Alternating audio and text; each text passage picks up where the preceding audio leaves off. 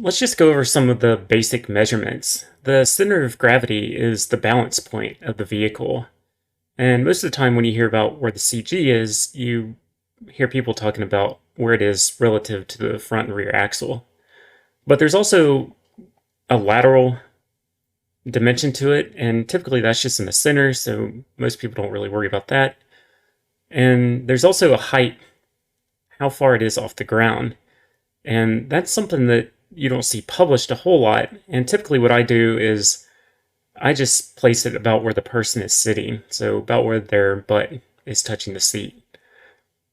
And that's a pretty good estimation of where it is. But it can have a huge effect on things like body roll and, suspension travel.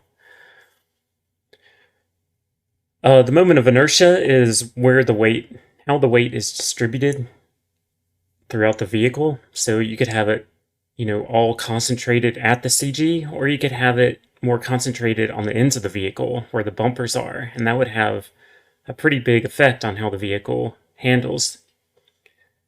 And so back to the CG, the weight distribution is related to where the CG is, and it's the percentage of weight on each axle. And this is kind of the number you see published a lot. And it can have drastic effects on how the vehicle handles.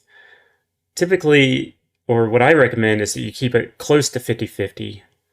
Kind of rules of thumb, old rear-wheel drive cars, modern and old pickups, and front-wheel drive cars are generally around 60-40, where 60% of the weight is on the front axle, 40% is on the rear.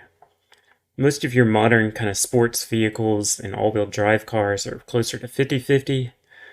But you can have a lot of the mid-engine cars, where the engine's behind the driver, the weight distribution can go back the other way to 40-60, where 60% is on the rear.